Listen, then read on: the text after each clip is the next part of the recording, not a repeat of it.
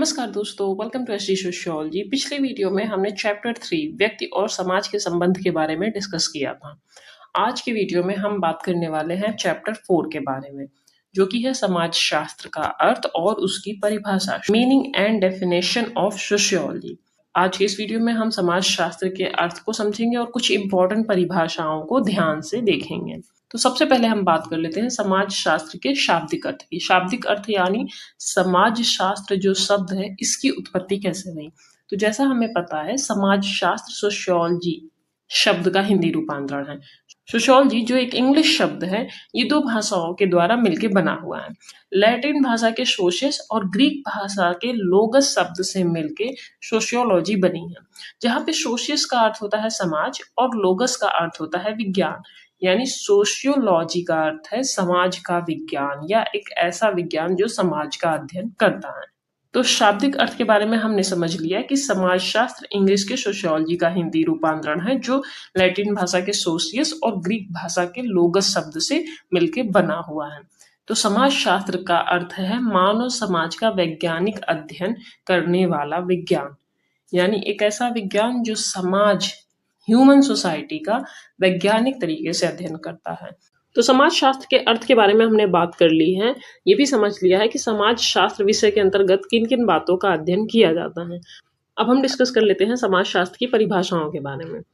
इन परिभाषाओं से समाज शास्त्र का अर्थ और उसकी विषय और भी ज्यादा स्पष्ट हो जाएंगे। एग्जैक्टली समाज शास्त्र किन बातों का अध्ययन करता है या समाज शास्त्र कैसा शास्त्र या विज्ञान है। सबसे पहली परिभाषा है मैकएवर्ट तथा पेज की। इनके अनुसार समाज शास्त्र सामाजिक संबंधों के विषय में है। सामाजिक संबंधों के जाल को हम समाज कहते हैं। इनकी इस एक परिभाषा में दोनों ही चीजें क्लियर हो रही हैं कि समाज शास्त्र किनका अध्ययन करता है और समाज हम किसे कहते हैं। समाज हम किसे कहते हैं? सामाजिक संबंधों के जाल को। और सामाजिक संबंधों के जाल को कौन अध्ययन करता है? समाज शास्त्र। इन शॉर्ट समाज शास्त्र समाज का अध्ययन करता है। अब सामाजिक संबंधों के जाल को कैसे हम समझ सकते हैं? मीन्स समाज में बहुत सारे व्यक्ति रहते हैं, एक व्यक्ति से तो समाज का निर्माण होगा नहीं, और प्रत्येक व्यक्ति किसी न किसी के साथ दोस्ती करेगा, किसी न किसी के प्रति उसके अंदर द्वेष की भावना रहेगी, तो किसी के साथ जुड़ाव है तो किसी के प्रति नफरत भी है। तो प्रत्येक लोगों के साथ उसका किस प्रकार का संबंध है, किसी के साथ किस तरह की अंतःक्रिया करता है, इन सारी चीजों के आधार पर जो उसके संबंध बनते हैं उन्हीं का अध्ययन कौन करता है? समाजशास्त्र। अगली परिभाषा है अर्नोल्ड डब्ल्यू ग्रीन की। इनके अनुसार समाज शास्त्र मनुष्य का उसके समस्त सामाजिक संबंधों के रूप में समन्वय करने वाला और सामान्य अनुमान निकालने वाला विज्ञान है। मीन्स एक मनुष्य का उसके समस्त सामाजिक संबंध किस प्रकार हैं लोगों के साथ, उनके बीच उन संबंधों का जो एक समन्वय है वो, साथ ही साथ उन समन्वय के आधार पर एक सामान्य अनुमान निकालने वाला विज्ञान है। देखो, ये एक व्यक्ति है, वो विभिन्न तरह के लोगों से मिलता है, विभिन्न तरह के लोगों के साथ उसका विभिन्न प्रकार का संबंध है। विभिन्न प्रकार का संबंध मीन्स कोई उसके ऑफिस में काम करने वाले लोग हैं तो कलीग्स के साथ, बॉस के साथ, एम्प्लॉयज के साथ अलग अलग तरह से बिहेव करेगा। उसकी फैमिली है, मदर के साथ अलग, वाइफ के साथ अलग, बच्चों के साथ अलग। उसके फ्रेंड सर्कल में है अगर वो, तो उनके साथ अलग। चाइल्डहुड फ्रेंड है तो उनके साथ बिल्कुल अलग। तो ये जो विभिन्न प्रकार के उसके संबंध है, जैसा कि यहाँ पे लिखा है, मनुष्य का उसके समस्त सामाजिक संबंधों के रूप में समन्वय करता है। एग्जैक्टली एक मनुष्य किस प्रकार के संबंधों के साथ जीवन व्यतीत करता है या किस प्रकार अपने से जुड़े लोगों के बीच वो अपने रिलेशन को मेंटेन करता है, या उनके आधार पे एक अनुमान निकालने वाला विज्ञान कि हाँ इन तरह के लोगों के साथ वो इस तरह का व्यवहार करता है, अपने से बड़ों के साथ अलग, अपने छोटों से अलग, अपने सेम एज के लोगों के साथ अलग। तो सिंपल अर्थ में समाज शास्त्र सामाजिक संबंधों के समन्वय और सामान्य अनुमान निकालने वाला एक विज्ञान है। तीसरी परिभाषा है गिलिन तथा गिलिन की। इनके अनुसार समाज शास्त्र जीवधारी प्राणियों के एक दूसरे के संपर्क में आने के फलस्वरूप उत्पन्न होने वाली अंतःक्रियाओं के अध्ययन को कहते हैं, यानी इंटरैक्शन। और किनके बीच? जीवधारी प्राणियों, ह्यूमंस के बीच जो इंटरैक्शन होता है उसका अगर कोई अध्ययन कर रहा है या उस अध्ययन को करने वाले विज्ञान को हम क्या कहते हैं? समाज शास्त्र। अगली परिभाषा है एच डब्ल्यू ओडम्स की। इन्होंने भी मैकआइवर एंड पेज की ही तरह बोला है कि समाज का अध्ययन करने वाला विज्ञान समाजशास्त्र है।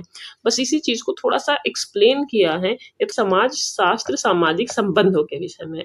हालांकि समाज बनता कैसे है, सामाजिक संबंधों से ही। तो सिंपल अर्थ में समाजशास्त्र समाज का अध्ययन कर रहा है। वही चीज यहाँ पे H.W. ओडम्स बोल रहे हैं कि समाज का अध्ययन करने वाला विज्ञान समाजशास्त्र है। अगली परिभाषा है गिन्सबर्ग की।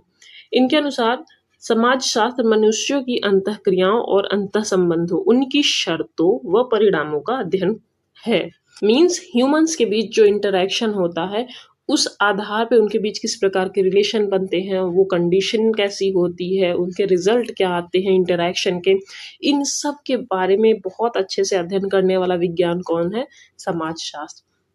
अगली परिभाषा है गिडिंग्स की। इनके अनुसार समाजशास्त्र संपूर्ण रूप में इन टोटल समाज का क्रमबद्ध वर्णन और व्याख्या है। मीन्स समाजशास्त्र के अंतर्गत हम समाज का ही अध्ययन कर रहे हैं। देखो H.W. ओडम्स, मैकआइवर तथा पेज और गिडिंग्स, इन तीनों ने क्या बोला है कि समाज का अध्ययन करने वाला विज्ञान समाजशास्त्र है। गिडिंग्स ने बस ये बोला है कि क्रमबद्ध वर्णन और व्याख्या है, जबकि गिन्सबर्ग एंड गिलिन तथा गिलिन अंतःक्रियाओं पे जोर दे रहे हैं कि लोगों के बीच में जो अंतःक्रिया हो रही है, इंटरेक्शन हो रहा है, एक दूसरे के प्रति क्रिया प्रतिक्रिया हो रही है। तुम कैसे हो, मैं अच्छा हूँ, तुम कैसी हो, मैं अच्छी हूँ, मेरे साथ चलना है या नहीं चलना है, ये जो बातचीत हो रही है, आदान प्रदान हो रहा है विचारों का, भावनाओं का, इस इंटरेक्शन पे जोर देने वाला विज्ञान या इन इंटरेक्शंस को समझने वाला विज्ञान, स्टडी करने वाला विज्ञान क्या है? समाजशास्त्र, अकॉर्डिंग टू गिलिन तथा गिलिन। अगली परिभाषा है दुर्खीम की। इनके अनुसार समाजशास्त्र क्या है? सामूहिक प्रतिनिधानों का विज्ञान, अर्थात एक ऐसा विज्ञान जो स्टडी करता है सामूहिक प्रतिनिधानों को। सामूहिक प्रतिनिधान मीन्स कलेक्टिव रिप्रेजेंटेशन।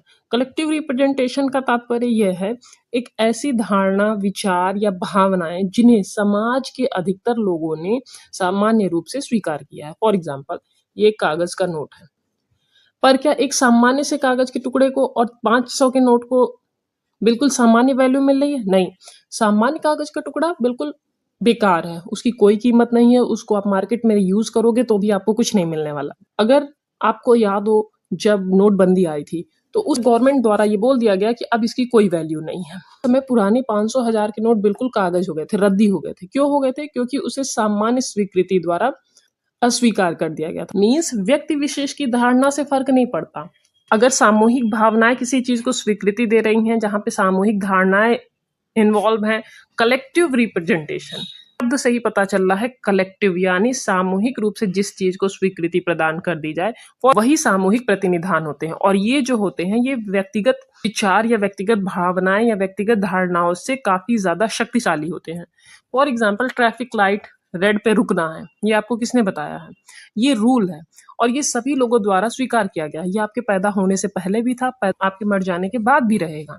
तो जो नियम या जो व्यवहार या धारणाएं, विचार समाज द्वारा स्वीकृति प्राप्त हैं वही कहलाते हैं। तो सिंपल अर्थ में सामूहिक जो भावनाएं, विचार, धारणाएं हैं जो समाज को चलाती हैं, जिसपे समाज की सहमति है, उनकी स्टडी करने वाले साइंस को हम क्या कहते हैं? Sociology, according to Emile Durkheim. और अकॉर्डिंग टू रॉस, समाजशास्त्र सामाजिक तथ्यों का विज्ञान है। वही सोसाइटी से रिलेटेड जो भी फैक्ट हैं या किस तरह कोई भी सिस्टम में चीजें काम करती हैं, उनके पीछे का फैक्ट क्या है, इनके बारे में जो साइंस स्टडी करे वो सोशियोलॉजी कहलाती है। और वार्ड के अनुसार समाज का एक विज्ञान क्या है? समाजशास्त्र। तो इतनी परिभाषाओं को देखने के बाद हमें क्या समझ में आता है कि जो सोशियोलॉजी है वो सिंपल अर्थों में समाज का अध्ययन करता है। अब समाज के अंतर्गत इसके विभिन्न सामाजिक संबंध, व्यवहार, व्यवस्थाएं, इन सारी चीजों को समझना, इनके अर्थ को स्पष्ट करना, ये किस प्रकार काम करते हैं, इनको समझना, ये समाजशास्त्र कहलाता है।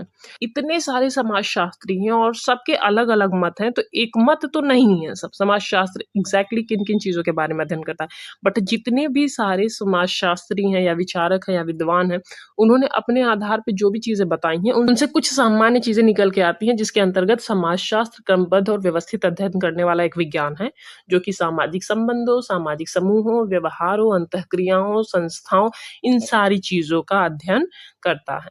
तो आई होप आपको समाज शास्त्र का जो शाब्दिक अर्थ है, जो सामान्य अर्थ है, एग्जैक्ट समाज शास्त्र किन चीज़ों का अध्ययन करता है, इनके बारे में जो भी डाउट्स हैं वो क्लियर हुए होंगे। आज की वीडियो में हमने समाज शास्त्र के अर्थ, उसकी परिभाषाओं को डिस्कस किया है। अगले चैप्टर में हम इसके विषय वस्तु और विषय क्षेत्र के बारे में समझेंगे। विषय वस्तु और विषय क्षेत्र में थोड़ा-सा अंतर है। समाजशास्त्र की विषय वस्तु के अंतर्गत हम वो सारी चीज़ें पढ़ेंगे जो उसके सिलेबस के अंतर्गत आती हैं, यानी समाजशास्त्र के अंतर्गत हम किन-किन चीज़ों को पढ़ते हैं। लेकिन जब हम बात करते हैं विषय क्षेत्र, तो उसकी लिमिटेशन की बात होती है कि एग्जैक्टली समाजशास्त्र की बाउंड्री कहाँ पे सेट होती है, किन-किन चीज़ों को ही समाजशास्त्र को अध्ययन करना चाहिए। इसको लेके 2 संप्रदाय हैं, स्वरूपात्मक संप्रदाय, समन्वयात्मक संप्रदाय। इन सब के बारे में हम डिटेल में उस वीडियो में चर्चा करेंगे।